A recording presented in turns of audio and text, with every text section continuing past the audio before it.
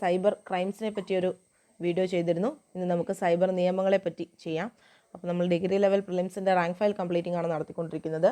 അതിലെ സൈബർ നിയമത്തെ പറ്റിയിട്ടുള്ള ഫാക്ട്സ് ആണ് നമ്മൾ ഈ വീഡിയോയിൽ ഡിസ്കസ് ചെയ്യുന്നത്. ചാനൽ ആദ്യമായിട്ട് കാണുന്നവരൊന്ന് സബ്സ്ക്രൈബ് ചെയ്യുക, തൊട്ടടുത്തുള്ള ബെല്ലൈക്കൻ ക്ലിക്ക് ചെയ്യുക, ഇഷ്ടപ്പെട്ടാൽ ലൈക്ക് ചെയ്യുക, മറ്റുള്ളവർക്ക് ഷെയർ ചെയ്യുക. അപ്പോൾ നമുക്ക് നോക്കാം.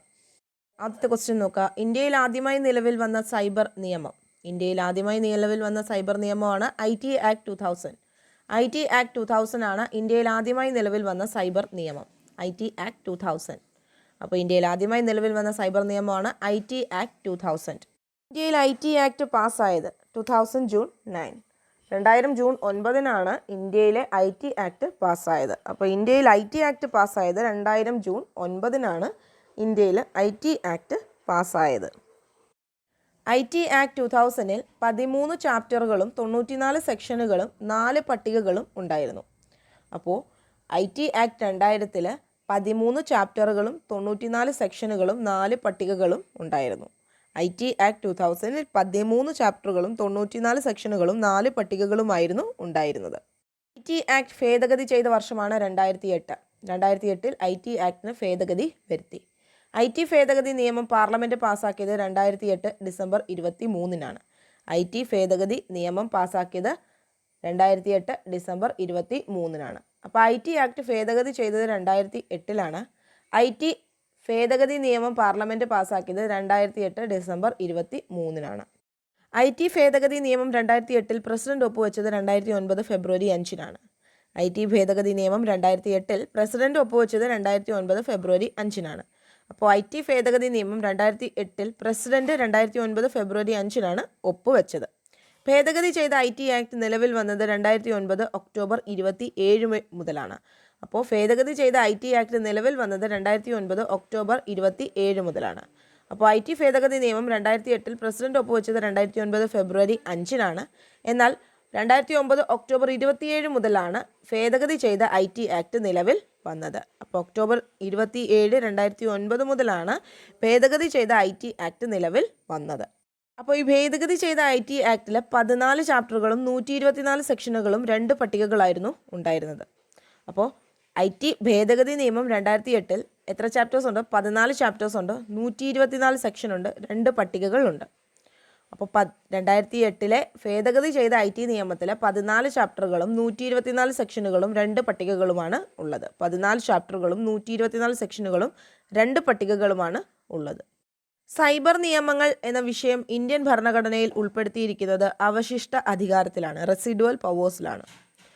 സൈബർ നിയമങ്ങൾ എന്ന വിഷയം ഇന്ത്യൻ ഭരണഘടനയിൽ ഉൾപ്പെടുത്തിയിരിക്കുന്നത് അവശിഷ്ട അധികാരങ്ങൾ അഥവാ റെസിഡുവൽ പവേഴ്സിലാണ്.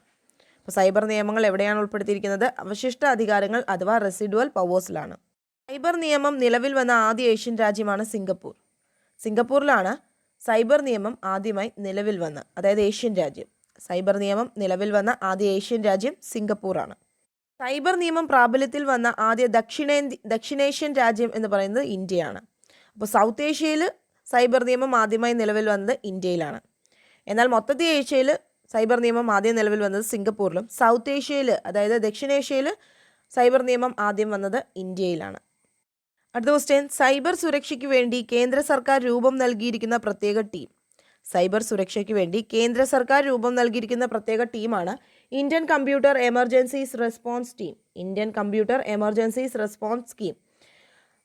അത് CERT-IN എന്നാണ് അറിയപ്പെടുന്നത്. അതായത് CERT-IN. CERT-IN. Indian computer emergencies response team. അപ്പോൾ സൈബർ സുരക്ഷയ്ക്ക് വേണ്ടി കേന്ദ്ര സർക്കാർ രൂപം നൽകിയിരിക്കുന്ന പ്രത്യേക ടീമാണ് Indian computer emergencies response scheme. ഇത് നിലവിൽ വന്നത് 2004 മുതലാണ്. 2004 മുതലാണ് Indian computer emergencies response scheme വന്നിരിക്കുന്നത്. എന്തിനു വേണ്ടിയാണ്? സൈബർ സുരക്ഷയ്ക്ക് വേണ്ടി കേന്ദ്ര സർക്കാർ രൂപം കൊടുത്തിരിക്കുന്ന പ്രത്യേക ടീമാണ് Indian computer emergencies response team. നിലവിൽ വന്നത് 2004. സർക്കാർ നെറ്റ്വർക്കുകളിലെ സൈബർ ആക്രമണങ്ങൾ മുൻകൂട്ടി കണ്ടുപിടിക്കാനും തടയാനുമായി നാഷണൽ ഇൻഫോർമേറ്റിക് സെൻറ്റർ ആരംഭിച്ച പദ്ധതിയാണ് NICSERT. NICCERT. അപ്പോൾ NICSERT ആരംഭിച്ചത് നാഷണൽ ഇൻഫോർമേറ്റിക് സെൻറ്റർ ആണ്. നാഷണൽ ഇൻഫോർമേറ്റിക് സെൻറ്റർ ആണ് NICSERT ആരംഭിച്ചിരിക്കുന്നത്. ഇത് 2017 ഡിസംബർ 11-നാണ് ആരംഭിച്ചത്. 2017 ഡിസംബർ 11-നാണ് ആരംഭിച്ചത്. എന്തിനു വേണ്ടിയാണ്? സർക്കാർ നെറ്റ്വർക്കുകളിലെ സൈബർ ആക്രമണങ്ങൾ മുൻകൂട്ടി കണ്ടുപിടിക്കാനും അത് തടയാനും വേണ്ടിയാണ്. നാഷണൽ ഇൻഫോർമേറ്റിക് സെൻറ്റർ ആരംഭിച്ച പദ്ധതിയാണ് നിക്സെർട്ട്, NICCERT. ഇത് ആരംഭിച്ചത് 2017 ഡിസംബർ 11 മുതലാണ്. ഇൻ്റർനെറ്റ് വ്യാപാരത്തിലുള്ള ഡിജിറ്റൽ കറൻസികൾ അറിയപ്പെടുന്നത് ബിറ്റ് കോയിൻ എന്നാണ്. ഇൻ്റർനെറ്റ് വ്യാപാരത്തിലുള്ള ഡിജിറ്റൽ കറൻസികൾ അറിയപ്പെടുന്നത് ബിറ്റ് കോയിൻ. ബിറ്റ് കോയിൻ്റെ ഉപജ്ഞാതാവ് സതോഷി നാക്കാമോട്ടോ എന്ന് പറഞ്ഞ ആളാണ് ബിറ്റ് കോയിൻ്റെ ഉപജ്ഞാതാവ്. ലോകത്തിലെ ആദ്യത്തെ ബിറ്റ് കോയിൻ ATM ആരംഭിച്ചത് വാൻകൂവറിലാണ്, വാൻകൂവർ, കാനഡ. ലോകത്തിലെ ആദ്യ ബിറ്റ് കോയിൻ ATM ആരംഭിച്ചത് വാൻകൂവർ, കാനഡ. അപ്പോൾ ഇൻ്റർനെറ്റ് വ്യാപാരത്തിലെ ഡിജിറ്റൽ കറൻസികളെയാണ് ബിറ്റ് കോയിൻ എന്ന് വിളിക്കുന്നത്. ഇതിൻ്റെ ഉപജ്ഞാതാവ് സതോഷി നാക്കാമോട്ടോയാണ്. ലോകത്തിലെ ആദ്യ ബിറ്റ് കോയിൻ ATM ആരംഭിച്ചത് വാൻകൂവറിലാണ്, കാനഡയിലെ വാൻകൂവറിൽ. 2020 ഫേസ്ബുക്ക് പ്രഖ്യാപിച്ച ഗ്ലോബൽ ക്രിപ്റ്റോ കറൻസിയാണ് ലീബ്ര. 2020 ഫേസ്ബുക്ക് പ്രഖ്യാപിച്ച ഗ്ലോബൽ ക്രിപ്റ്റോ കറൻസിയുടെ പേരാണ് ലീബ്ര. പഴയ പേര് ഗ്ലോബൽ കോയിൻ എന്നായിരുന്നു. ക്രിപ്റ്റോ കറൻസി ഉപയോഗിച്ച് പണമിടപാട് നടത്തിയ ആദ്യ ഐക്യരാഷ്ട്ര സംഘടനയാണ് യൂണിസെഫ്. അപ്പോൾ യൂണിസെഫാണ് ക്രിപ്റ്റോ കോയിൻ ഉപയോഗിച്ചിട്ട് ആദ്യമായി പണമിടപാട് നടത്തിയ ഐക്യരാഷ്ട്ര സംഘടന. അപ്പോൾ 2020 ഫേസ്ബുക്ക് പ്രഖ്യാപിച്ച ഗ്ലോബൽ ക്രിപ്റ്റോ കറൻസിയുടെ പേരാണ് ലീബ്ര. 2020 ഫേസ്ബുക്ക് പ്രഖ്യാപിച്ച ഗ്ലോബൽ ക്രിപ്റ്റോ കറൻസിയുടെ പേരാണ് ലീബ്ര. പഴയ പേര് ഗ്ലോബൽ കോയിൻ എന്നാണ്. ക്രിപ്റ്റോ കറൻസി ഉപയോഗിച്ച് പണമിടപാട് നടത്തിയ ആദ്യ ഐക്യരാഷ്ട്ര സംഘടനയാണ് യൂണിസെഫ്.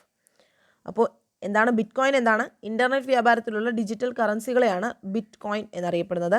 ഇതിൻ്റെ ഉപജ്ഞാതാവ് സതോഷി നാക്കാമോട്ടോയാണ്. ഇത് ലോകത്തിൽ ആദ്യമായി ഉപയോഗിച്ച ATM എന്ന് പറയുന്നത് വാൻകൂവർ, കാനഡയാണ്. ഇനി ഫേസ്ബുക്ക് 2020 ഇറക്കിയ ക്രിപ്റ്റോ കറൻസിയാണ് ലീബ്ര. ഗ്ലോബൽ ക്രിപ്റ്റോ കറൻസിയാണ് ലീബ്ര. ഇതിൻ്റെ പഴയ പേര് ഗ്ലോബൽ കോയിൻ എന്നാണ്. ക്രിപ്റ്റോ കറൻസി ഉപയോഗിച്ച് പണമിടപാട് നടത്തിയ ആദ്യ ഐക്യരാഷ്ട്ര സംഘടനയാണ് യൂണിസെഫ്. ഇന്ത്യയിൽ സൈബർ സുരക്ഷ ഉറപ്പാക്കുന്നതിന് വേണ്ടി കേന്ദ്ര സർക്കാർ ആരംഭിച്ച പുതിയ സംവിധാനമാണ് നാഷണൽ സൈബർ കോർഡിനേഷൻ സെൻറ്റർ. ഇന്ത്യയിലെ സൈബർ സുരക്ഷ ഉറപ്പാക്കാൻ വേണ്ടി കേന്ദ്ര സർക്കാർ ആരംഭിച്ച പദ്ധതിയാണ് national cyber coordination centre, NCCC phase 1. National cyber coordination സെൻ്ററാണ് ഇന്ത്യയിലെ സൈബർ സുരക്ഷ ഉറപ്പാക്കാൻ വേണ്ടി കേന്ദ്ര സർക്കാർ ആരംഭിച്ച പുതിയ സംവിധാനം. National cyber coordination centre, NCCC phase 1. ഇൻ്റർനെറ്റിലൂടെയുള്ള കുറ്റകൃത്യങ്ങൾ തടയുന്നതിനായി കേന്ദ്ര സർക്കാർ ആരംഭിക്കുന്ന സേനയാണ് centre warrior police force, CWPF. ഇൻ്റർനെറ്റിലൂടെയുള്ള കുറ്റകൃത്യങ്ങൾ തടയുന്നതിനായി കേന്ദ്ര സർക്കാർ ആരംഭിക്കുന്ന സേനയാണ് സൈബർ വാരിയർ പോലീസ് ഫോഴ്സ് അഥവാ CWPF. അപ്പോൾ ഇൻ്റർനെറ്റിലൂടെയുള്ള കുറ്റകൃത്യങ്ങൾ തടയുന്നതിനായി കേന്ദ്ര സർക്കാർ ആരംഭിക്കുന്ന സേനയാണ് cyber warrior police force, CWPF. Cyber സുരക്ഷ വർദ്ധിപ്പിക്കുന്നത് ലക്ഷ്യമാക്കി കേന്ദ്ര IT മന്ത്രാലയം ആരംഭിച്ച സംരംഭമാണ് സൈബർ സുരക്ഷിത് ഭാരത്. സൈബർ സുരക്ഷ വർദ്ധിപ്പിക്കുന്നതിന് വേണ്ടി IT മന്ത്രാലയം ആരംഭിച്ച സംരംഭമാണ് സൈബർ സുരക്ഷിത് ഭാരത്. IT മന്ത്രാലയം ആരംഭിച്ച സംരംഭമാണ് സൈബർ സുരക്ഷിത് ഭാരത്. സൈബർ കുറ്റകൃത്യങ്ങൾ തടയാൻ കേന്ദ്ര സർക്കാർ ആരംഭിച്ച സേനയായിരുന്നു സൈബർ വാരിയർ പോലീസ്. ഇവിടെ IT മന്ത്രാലയം ആരംഭിച്ച സംരംഭമാണ് സൈബർ സുരക്ഷിത് ഭാരത്. ഇതൊരു റീസെൻ്റ്ലി ആസ്ക്ഡ് ക്വസ്റ്റ്യൻ ആണ്. An amendment to Indian IT Act was passed by Parliament in 2008. നമ്മൾ പറഞ്ഞല്ലോ അമെൻമെൻറ്റ് വന്നത് എന്നാണ്. IT ആക്ടിന് അമെൻമെൻറ്റ് വന്നത് 2008. ഇനി നമുക്ക് IT ആക്ടുമായി ബന്ധപ്പെട്ട ഇമ്പോർട്ടൻ്റ് ആയിട്ടുള്ള സെക്ഷൻസ് നോക്കാം. അപ്പോൾ നമ്മൾ പറഞ്ഞു അമെൻമെൻറ്റ് ചെയ്ത 2008 IT ആക്ടിൽ 124 സെക്ഷനുകളാണുള്ളത്. അതായത് 14 ചാപ്റ്ററുകളും 124 സെക്ഷനുകളും 2 ഷെഡ്യൂളുകളാണ് ഉള്ളതെന്ന് പറഞ്ഞു. ഇതിലെ 124 സെക്ഷനിൽ പ്രധാനപ്പെട്ട സെക്ഷൻസ് ഏതൊക്കെയാണ് തന്നിരിക്കുന്നത് നമുക്ക് നോക്കാം. സെക്ഷൻ 3 ഇലക്ട്രോണിക് റെക്കോർഡുകളുടെ പ്രാമാണ്യം. സെക്ഷൻ 3 ഇലക്ട്രോണിക് റെക്കോർഡുകളുടെ പ്രാമാണ്യം. അടുത്തത് സെക്ഷൻ 5 ഡിജിറ്റൽ സിഗ്നേച്ചർ നിയമപരമായി തിരിച്ചറിയുന്നത്. സെക്ഷൻ 5 ഡിജിറ്റൽ സിഗ്നേച്ചർ നിയമപരമായി തിരിച്ചറിയാൻ വേണ്ടി. അപ്പോൾ ഡിജിറ്റൽ സിഗ്നേച്ചർ എന്താണെന്ന് നമ്മൾ കഴിഞ്ഞ വീഡിയോയിൽ പറഞ്ഞിരുന്നു. അപ്പോൾ ഡിജിറ്റൽ സിഗ്നേച്ചർ നിയമപരമായി തിരിച്ചറിയുന്നതിന് വേണ്ടി ഉള്ള സെക്ഷനാണ് സെക്ഷൻ 5. ഇത് സെക്ഷൻ 6 എന്താണ് സെക്ഷൻ 6 പറയുന്നത് നോക്കാം. സർക്കാരിൻ്റെയോ സർക്കാർ ഏജൻസികളുടെയോ സ്ഥാപനങ്ങളിൽ ഇലക്ട്രോണിക് റെക്കോർഡിൻ്റെയും ഡിജിറ്റൽ സിഗ്നേച്ചറിൻ്റെയും ഉപയോഗം. സെക്ഷൻ 6 സർക്കാരിൻ്റെയോ സർക്കാർ ഏജൻസികളുടെയോ സ്ഥാപനങ്ങളിൽ ഇലക്ട്രോണിക് റെക്കോർഡിൻ്റെയും ഡിജിറ്റൽ സിഗ്നേച്ചറിൻ്റെയും ഉപയോഗം. സെക്ഷൻ 3 എന്തായിരുന്നു? ഇലക്ട്രോണിക് റെക്കോർഡുകളുടെ പ്രാമാണ്യം. സെക്ഷൻ 5 ഡിജിറ്റൽ സിഗ്നേച്ചർ നിയമപരമായി തിരിച്ചറിയുന്നത്. സെക്ഷൻ 6 സർക്കാരിൻ്റെയോ സർക്കാർ ഏജൻസികളുടെയോ സ്ഥാപനങ്ങളിൽ ഇലക്ട്രോണിക് റെക്കോർഡിൻ്റെയും ഡിജിറ്റൽ സിഗ്നേച്ചറിൻ്റെയും ഉപയോഗം. 7 ഇലക്ട്രോണിക് റെക്കോർഡുകൾ സൂക്ഷിച്ചു വയ്ക്കുന്നതിനെ സംബന്ധിച്ചാണ് സെക്ഷൻ 7. സെക്ഷൻ 7 ഇലക്ട്രോണിക് റെക്കോർഡുകൾ സൂക്ഷിച്ചു വയ്ക്കുന്നതിനെ സംബന്ധിച്ചുള്ള സെക്ഷനാണ് സെക്ഷൻ 7. 17 കൺട്രോളറുടെയും മറ്റു ഉദ്യോഗസ്ഥരുടെയും നിയമനം സംബന്ധിച്ച സെക്ഷനാണ് സെക്ഷൻ 17. സെക്ഷൻ 17 കൺട്രോളറുടെയും മറ്റു ഉദ്യോഗസ്ഥരുടെയും നിയമനം സംബന്ധിച്ച നിയമനങ്ങൾ സംബന്ധിച്ച സെക്ഷനാണ് സെക്ഷൻ 17. അപ്പോൾ സെക്ഷൻ 17 കൺട്രോളറുടെയും മറ്റു ഉദ്യോഗസ്ഥരുടെയും നിയമനത്തെ സംബന്ധിച്ച സെക്ഷനാണ് സെക്ഷൻ 17. സെക്ഷൻ 7 എന്തായിരുന്നു? ഇലക്ട്രോണിക് റെക്കോർഡുകൾ സൂക്ഷിച്ചു വയ്ക്കുന്നതിനെ സംബന്ധിച്ചിടത്തുള്ള സെക്ഷനായിരുന്നു സെക്ഷൻ 7. സെക്ഷൻ 17 എന്തായിരുന്നു? കൺട്രോളറുടെയും മറ്റു ഉദ്യോഗസ്ഥരുടെയും നിയമനം സംബന്ധിച്ച സെക്ഷനാണ് സെക്ഷൻ 17. സെക്ഷൻ 18 എന്താണ്? കൺട്രോളറുടെ ചുമതലകൾ. സെക്ഷൻ 18 കൺട്രോളറുടെ ചുമതലകൾ. സെക്ഷൻ 17 എന്തായിരുന്നു? കൺട്രോളറുടെയും മറ്റു ഉദ്യോഗസ്ഥരുടെയും നിയമനമായിരുന്നു. അപ്പോൾ സെക്ഷൻ 17 കൺട്രോളറുടെ ചുമതലകളാണ് സെക്ഷൻ 18. സെക്ഷൻ 19 എന്താണെന്ന് നോക്കാം. വിദേശ സർട്ടിഫിക്കറ്റിംഗ് അതോറിറ്റികളെ തിരിച്ചറിയാനുള്ള മാർഗരേഖകളാണ് സെക്ഷൻ 19. സെക്ഷൻ 19 വിദേശ സർട്ടിഫിക്കറ്റിംഗ് അതോറിറ്റികളെ തിരിച്ചറിയാനുള്ള മാർഗരേഖകളാണ് സെക്ഷൻ 19 തന്നിരിക്കുന്നത്. വിദേശ സർട്ടിഫിക്കറ്റിംഗ് അതോറിറ്റികളെ തിരിച്ചറിയാനുള്ള മാർഗരേഖകളാണ് സെക്ഷൻ 19. സെക്ഷൻ 21 ഡിജിറ്റൽ സിഗ്നേച്ചർ സർട്ടിഫിക്കറ്റുകൾ വിതരണം ചെയ്യാനുള്ള ലൈസൻസിനെ സംബന്ധിക്കുന്നതാണ് സെക്ഷൻ 21. അപ്പോൾ സെക്ഷൻ 21 ഡിജിറ്റൽ സിഗ്നേച്ചർ സർട്ടിഫിക്കറ്റുകൾ വിതരണം ചെയ്യാനുള്ള ലൈസൻസിനെ സംബന്ധിക്കുന്നതാണ് സെക്ഷൻ 21. ഡിജിറ്റൽ സിഗ്നേച്ചർ സർട്ടിഫിക്കറ്റുകൾ വിതരണം ചെയ്യാനുള്ള ലൈസൻസിനെ സംബന്ധിക്കുന്നതാണ് സെക്ഷൻ 21. അപ്പോൾ സെക്ഷൻ 3 എന്തായിരുന്നു? ഇലക്ട്രോണിക് റെക്കോർഡുകളുടെ പ്രാമാണ്യമായിരുന്നു. സെക്ഷൻ 5 ഡിജിറ്റൽ സിഗ്നേച്ചർ നിയമപരമായി തിരിച്ചറിയുന്നത്, അതാണ് സെക്ഷൻ 5. സെക്ഷൻ 6 സർക്കാരിൻ്റെയോ സർക്കാർ ഏജൻസികളുടെയോ സ്ഥാപനങ്ങളിൽ ഇലക്ട്രോണിക് റെക്കോർഡിൻ്റെയും ഡിജിറ്റൽ സിഗ്നേച്ചറിൻ്റെയും ഉപയോഗമാണ് സെക്ഷൻ 6. സെക്ഷൻ 7 ഇലക്ട്രോണിക് റെക്കോർഡുകൾ സൂക്ഷിച്ചു വയ്ക്കുന്നതിനെ സംബന്ധിച്ചാണ് സെക്ഷൻ 7. സെക്ഷൻ 17 കൺട്രോളറുടെയും മറ്റു ഉദ്യോഗസ്ഥരുടെയും നിയമനം സംബന്ധിച്ച്. സെക്ഷൻ 18 കൺട്രോളറുടെ ചുമതലകൾ. സെക്ഷൻ 19 വിദേശ സർട്ടിഫിക്കറ്റിംഗ് അതോറിറ്റികളെ തിരിച്ചറിയാനുള്ള മാർഗരേഖകൾ. സെക്ഷൻ 21 ഡിജിറ്റൽ സിഗ്നേച്ചർ സർട്ടിഫിക്കറ്റുകൾ വിതരണം ചെയ്യാനുള്ള ലൈസൻസിനെ സംബന്ധിക്കുന്നത്, അതാണ് സെക്ഷൻ 20. അടുത്ത ഇമ്പോർട്ടൻ്റ് ആയിട്ടുള്ള ഒരു സെക്ഷൻ 65 ആണ് തന്നിരിക്കുന്നത്. സെക്ഷൻ 65. അപ്പോൾ സെക്ഷൻ 65 എന്താ പറയുന്നത് നോക്കാം. സൈബർ ടാമ്പറിങ്ങിനെ പറ്റിയാണ് പറയുന്നത്. സെക്ഷൻ 65 ടാമ്പറിങ്ങിനെ പറ്റിയാണ് പറയുന്നത്. Cyber tampering. Section 65 cyber tampering. എന്താണ് സൈബർ ടാമ്പറിങ്? ഒരു ഇലക്ട്രോണിക് മാധ്യമത്തിലെ ശരിയായ രേഖകൾ നീക്കം ചെയ്യുകയോ തെറ്റായ രേഖകൾ ഉൾപ്പെടുത്തുകയോ ചെയ്യുന്ന ആ ഒരു പ്രോസസ്സിനെയാണ് സൈബർ ടാമ്പറിങ് എന്ന് പറയുന്നത്. സെക്ഷൻ 65 സൈബർ ടാമ്പറിങ്ങിനെ പറ്റിയാണ് പറയുന്നത്. അപ്പോൾ എന്താണ് സൈബർ ടാമ്പറിങ്? ഒരു ഇലക്ട്രോണിക് മാധ്യമത്തിലെ ശരിയായ രേഖകൾ നീക്കം ചെയ്യുകയോ തെറ്റായ രേഖകൾ ഉൾപ്പെടുത്തുകയോ ചെയ്യുന്നതിനെയാണ് സൈബർ ടാമ്പറിങ് എന്ന് പറയുന്നത്. ഇത് സെക്ഷൻ 65 ആണ്. Section 66 hacking. Section 66 hacking.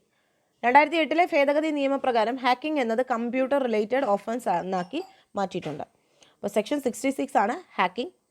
2008 മുതലാണ് ഇതെന്തായി മാറിയിരിക്കുന്നത്? കമ്പ്യൂട്ടർ റിലേറ്റഡ് ഒഫൻസ് ആക്കി മാറ്റിയിരിക്കുന്നത്.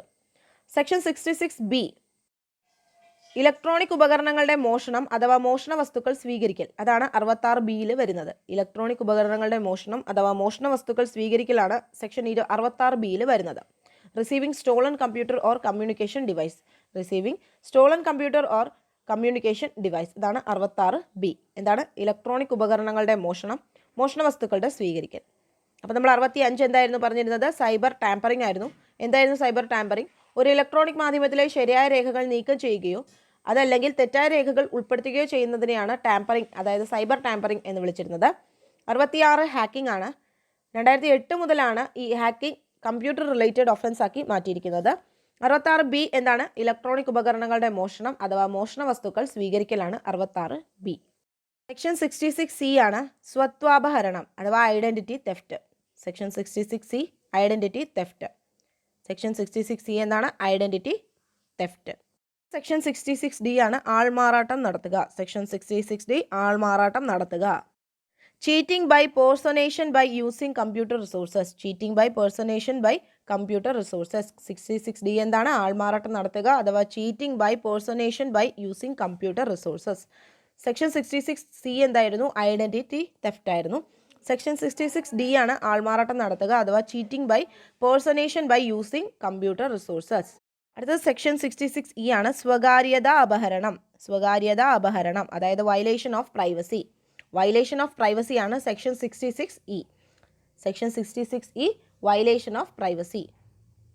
അടുത്തത് സെക്ഷൻ 66F ആണ് സൈബർ ടെററിസം. സൈബർ ടെററിസം എന്തായിരുന്നു എന്ന് കഴിഞ്ഞ വീഡിയോയിൽ പറഞ്ഞിരുന്നു. അപ്പോൾ സെക്ഷൻ 66F ആണ് cyber terrorism. Section 66F cyber terrorism. അടുത്തത് സെക്ഷൻ 67A ആണ് അശ്ലീല ചിത്രങ്ങൾ, വീഡിയോകൾ എന്നിവയുടെ പ്രദർശനം, പ്രചരണം. Publishing images containing sexually explicit act, അതായത് പോണോഗ്രഫി. അത് നമ്മൾ കഴിഞ്ഞ വീഡിയോയിൽ പറഞ്ഞിരുന്നു. അപ്പോൾ സെക്ഷൻ 67A എന്താണ്? അശ്ലീല ചിത്രങ്ങൾ, വീഡിയോകൾ എന്നിവയുടെ പ്രദർശനം, പ്രചരണം. Publishing of images containing sexually explicit act, അതായത് പോണോഗ്രഫി. അപ്പോൾ സെക്ഷൻ 67A ആണ് അശ്ലീല ചിത്രങ്ങൾ, വീഡിയോകൾ എന്നിവയുടെ പ്രദർശനം അല്ലെങ്കിൽ പ്രചരണം, അല്ലെങ്കിൽ publishing images containing sexually explicit act അഥവാ പോണോഗ്രഫി. സെക്ഷൻ 67B ആണ് കുട്ടികളുടെ അശ്ലീല ചിത്രങ്ങൾ, വീഡിയോകൾ എന്നിവയുടെ പ്രദർശനവുമായിട്ട് ഡീൽ ചെയ്യുന്ന സെക്ഷനാണ് section 67B, child pornography. Section 67B ആണ് ചൈൽഡ് പോണോഗ്രഫി. ഇതിനെ തടയാനായി കേരള പോലീസ് ആരംഭിച്ചതാണ് ഓപ്പറേഷൻ പി ഹണ്ട്. നമ്മൾ കഴിഞ്ഞ വീഡിയോയിൽ പറഞ്ഞിരുന്നു. അപ്പോൾ സെക്ഷൻ 67B എന്താണ്? Child pornography. സെക്ഷൻ 67A എന്തായിരുന്നു? Publishing images containing sexually explicit act അഥവാ പോണോഗ്രഫി. അടുത്തത് സെക്ഷൻ 69A ആണ്. സെക്ഷൻ 69A ഒരു കമ്പ്യൂട്ടർ റിസോഴ്സ് ഉപയോഗിച്ച് വിവരങ്ങൾ ലഭ്യമാക്കുന്നത് തടയുന്നതിനുള്ള കേന്ദ്ര സർക്കാരിൻ്റെ അധികാരമാണ് സെക്ഷൻ 69Aയിൽ പറയുന്നത്. ഒരു കമ്പ്യൂട്ടർ റിസോഴ്സ് ഉപയോഗിച്ച് വിവരങ്ങൾ ലഭ്യമാക്കുന്നത് തടയാനുള്ള കേന്ദ്ര സർക്കാരിൻ്റെ അധികാരം.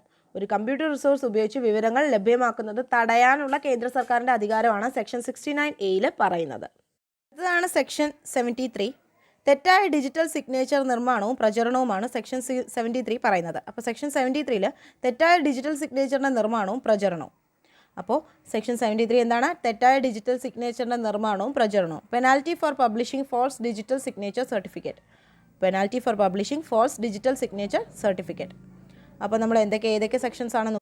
സെക്ഷൻ 3 ഇലക്ട്രോണിക് റെക്കോർഡുകളുടെ പ്രാമാണ്യം. സെക്ഷൻ 3 ഇലക്ട്രോണിക് റെക്കോർഡുകളുടെ പ്രാമാണ്യം. സെക്ഷൻ 5 ഡിജിറ്റൽ സിഗ്നേച്ചർ നിയമപരമായി തിരിച്ചറിയുന്നത്. സെക്ഷൻ 5 ഡിജിറ്റൽ സിഗ്നേച്ചർ നിയമപരമായി തിരിച്ചറിയുന്നത്. സെക്ഷൻ 6 സർക്കാരിൻ്റെയോ സർക്കാർ ഏജൻസികളുടെയോ സ്ഥാപനങ്ങളിൽ ഇലക്ട്രോണിക് റെക്കോർഡിൻ്റെയും ഡിജിറ്റൽ സിഗ്നേച്ചറിൻ്റെയും ഉപയോഗം. സർക്കാരിൻ്റെയും സർക്കാർ ഏജൻസികളുടെയും സ്ഥാപനങ്ങളിൽ ഇലക്ട്രോണിക് റെക്കോർഡിൻ്റെയും ഡിജിറ്റൽ സിഗ്നേച്ചറിൻ്റെയും ഉപയോഗമാണ് സെക്ഷൻ 6ൽ പറയുന്നത്. സെക്ഷൻ 7 എന്തായിരുന്നു? ഇലക്ട്രോണിക് റെക്കോർഡുകൾ സൂക്ഷിച്ചു വയ്ക്കുന്നതിനെ സംബന്ധിച്ച സെക്ഷനാണ് സെക്ഷൻ 7. സെക്ഷൻ 17 എന്തായിരുന്നു? കൺട്രോളറുടെയും മറ്റു ഉദ്യോഗസ്ഥരുടെയും നിയമനമാണ് സെക്ഷൻ 17 പറയുന്നത്. സെക്ഷൻ 18 കൺട്രോളറുടെ ചുമതലകളാണ്. സെക്ഷൻ 18 കൺട്രോളറുടെ ചുമതലകൾ. സെക്ഷൻ 19 വിദേശ സർട്ടിഫിക്കറ്റ് അതോറിറ്റികളെ തിരിച്ചറിയാനുള്ള മാർഗ്ഗരേഖകൾ. വിദേശ സർട്ടിഫിക്കറ്റിംഗ് അതോറിറ്റികളെ തിരിച്ചറിയാനുള്ള മാർഗ്ഗരേഖകളാണ്. സെക്ഷൻ 21 എന്തായിരുന്നു? ഡിജിറ്റൽ സിഗ്നേച്ചർ സർട്ടിഫിക്കറ്റുകൾ വിതരണം ചെയ്യാനുള്ള ലൈസൻസിനെ സംബന്ധിക്കുന്നതാണ് സെക്ഷൻ 21. ഡിജിറ്റൽ സിഗ്നേച്ചർ സർട്ടിഫിക്കറ്റുകൾ വിതരണം ചെയ്യാനുള്ള ലൈസൻസിനെ സംബന്ധിക്കുന്നതാണ് സെക്ഷൻ 21. സൈബർ ക്രൈംസുമായി ബന്ധപ്പെട്ട സെക്ഷൻസ് ആയിരുന്നു. ആദ്യത്തെ section 65 cyber tampering. Cyber tampering എന്തായിരുന്നു? സൈബർ ടാമ്പറിംഗ് ഒരു ഇലക്ട്രോണിക് മാധ്യമത്തിലെ ശരിയായ രേഖകൾ നീക്കം ചെയ്യുകയോ തെറ്റായ രേഖകൾ ഉൾപ്പെടുത്തുകയോ ചെയ്യുന്നതിനെയാണ് സെക്ഷൻ 65 എന്ന് പറയുന്നത്. Tampering with computer source document. Tampering with computer source document ആണ് സെക്ഷൻ 65. Section 66 hacking. സെക്ഷൻ 66 ആണ് ഹാക്കിംഗ്. സെക്ഷൻ 66B ആയിരുന്നു ഇലക്ട്രോണിക് ഉപകരണങ്ങളുടെ മോഷണം, മോഷണ വസ്തുക്കൾ സ്വീകരിക്കൽ. സെക്ഷൻ 66B ഇലക്ട്രോണിക് ഉപകരണങ്ങളുടെ മോഷണം, മോഷണ വസ്തുക്കൾ സ്വീകരിക്കൽ. Receiving stolen computer or communication device. Section 66C എന്തായിരുന്നു? Identity theft. 66D ആൾമാറാട്ടം നടത്തുക. ആൾമാറാട്ടം നടത്തുക. Cheating by personation by using computer resources. 66E എന്തായിരുന്നു? Violation of privacy. Violation of privacy. 66F എന്തായിരുന്നു? Cyber terrorism. 66F ആയിരുന്നു സൈബർ ടെററിസം. 67A എന്തായിരുന്നു? Publishing images containing sexually explicit act, അതായത് പോണോഗ്രഫി. 66B എന്തായിരുന്നു? ചൈൽഡ് പോണോഗ്രഫിയുമായി ബന്ധപ്പെട്ട സെക്ഷനാണ് 67B. 69A എന്തായിരുന്നു? ഒരു കമ്പ്യൂട്ടർ റിസോഴ്സ് ഉപയോഗിച്ച് വിവരങ്ങൾ ലഭ്യമാക്കുന്നത് തടയുന്നതിനുള്ള കേന്ദ്ര സർക്കാരിൻ്റെ അധികാരമാണ് 69Aയിൽ പറഞ്ഞിരുന്നത്. Section 73 penalty for publishing false digital signature certificate. അപ്പോൾ ഇത്രയുമാണ് പ്രധാനപ്പെട്ട സെക്ഷൻസ്, IT ആക്ടിലെ സെക്ഷൻസ് റാങ്ക് ഫയലിൽ തന്നിരിക്കുന്നത്. 2015 സുപ്രീം കോടതി വിധി പ്രകാരം നീക്കം ചെയ്ത സെക്ഷനാണ് സെക്ഷൻ 66A. സെക്ഷൻ 66A എന്ത് ചെയ്തിട്ടുണ്ട്? നീക്കം ചെയ്തിട്ടുണ്ട്. 2020 IT ആക്ട് സെക്ഷൻ 69A പ്രകാരം കേന്ദ്ര സർക്കാർ നിരവധി ചൈനീസ് ആപ്പുകൾ നിരോധനം ഏർപ്പെടുത്തിയിട്ടുണ്ട്. 2020 IT ആക്ട് സെക്ഷൻ 69A പ്രകാരം കേന്ദ്ര സർക്കാർ നിരവധി ചൈനീസ് ആപ്പുകൾക്ക് നിരോധനം ഏർപ്പെടുത്തിയിട്ടുണ്ട്. 69A എന്തായിരുന്നു? ഒരു കമ്പ്യൂട്ടർ റിസോഴ്സ് ഉപയോഗിച്ച് വിവരങ്ങൾ ലഭ്യമാക്കുന്നതിന് തടയുന്നതിനുള്ള കേന്ദ്ര സർക്കാരിൻ്റെ അധികാരമാണ് 69A. അപ്പോൾ സർക്കാരിൻ്റെ ഈ അധികാരം ഉപയോഗിച്ചിട്ട് എന്ത് ചെയ്തിട്ടുണ്ട്? നിരവധി ചൈനീസ് ആപ്പുകൾ 2020 സർക്കാർ നീക്കം ചെയ്തിരുന്നു. അപ്പോൾ ഇത്രയുമാണ് റാങ്ക് ഫയലിൽ തന്നിരിക്കുന്ന സൈബർ ലോയുമായി ബന്ധപ്പെട്ട വിവരങ്ങൾ. നമുക്ക് അടുത്ത ടോപ്പിക്കുമായിട്ട് അടുത്ത വീഡിയോയിൽ കാണാം.